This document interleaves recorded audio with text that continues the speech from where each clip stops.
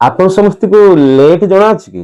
Elite late, late ଜଣା ଅଛି ତ ଏବେ ସେ ଲେଟ୍ ପୂର୍ବରୁ ଇଜ୍ ଆଡ୍ କରିଦିଅନ୍ତୁ, ମାନେ ଆଇଏସ୍ ଆଡ୍ କରିଦିଅନ୍ତୁ। କଣ ହେଇଗଲା? ଯୋଉ ନୂଆ ୱାର୍ଡଟା ହେଲା ତାକୁ କୁହାଗଲା ଆଇଲେଟ୍। ସେମିତି ସେ ଲେଟ୍ ପୂର୍ବରୁ ଆପଣ ବୁକ୍ ଆଡ୍ କରିଦିଅନ୍ତୁ, କଣ ହେଇଗଲା? ଯୋଉ ନୂଆ ୱାର୍ଡଟା ହେଲା କଣ ହେଇଗଲା? ବୁକଲେଟ୍। ତ ବୁକଲେଟ୍ ମାନେ କଣ? ଛୋଟ ବହି। ସେମିତି ଆଇଲେଟ୍ ମାନେ କଣ?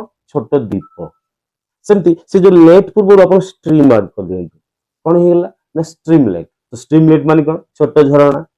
ଓକେ, ଅବଶ୍ୟ ଛୋଟ ଝରଣାକୁ ମଧ୍ୟ ଆଉ ଗୋଟେ ୱାର୍ଡ ମଧ୍ୟ କୁହାଯାଏ, ବଢିଆ ୱାର୍ଡ, ସେଟା ହଉଛି ବ୍ରୁକଲେଟ୍। ତ ବ୍ରୁକଲେଟ୍ ମାନେ ମଧ୍ୟ ଛୋଟ ଝରଣା। ସେମିତି ଆମେ କୁହାଯାଏ ଛୋଟ ଗାଁ। ଛୋଟ ଗାଁକୁ କଣ କୁହାଯାଏ? ନା hamlet.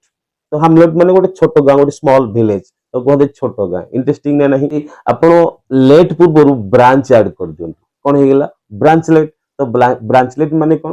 A little branch of a river or a plant.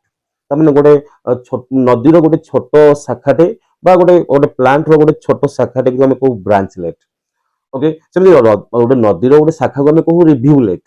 ରିଭ୍ୟୁଲେଟ୍ ବୋଲି ଆମେ ତାକୁ କହୁ, ନଦୀର ଗୋଟେ ଛୋଟ ଶାଖାକୁ ଆମେ କହୁ ରିଭ୍ୟୁଲେଟ୍। ସେମିତି ଏଇ ଯୋଉ ଲେଟ୍ ପୂର୍ବରୁ ଯଦି ଆମେ ରନ୍ ଆଡ୍ କରିଦବା ତାହେଲେ କଣ ହେଇଯିବ? ରନଲେଟ୍। ରନଲେଟ୍ ମାନେ କଣ? ରନଲେଟ୍ ମାନେ ହଉଛି ଗୋଟେ ଲିକେଜ ପ୍ଲେସ୍।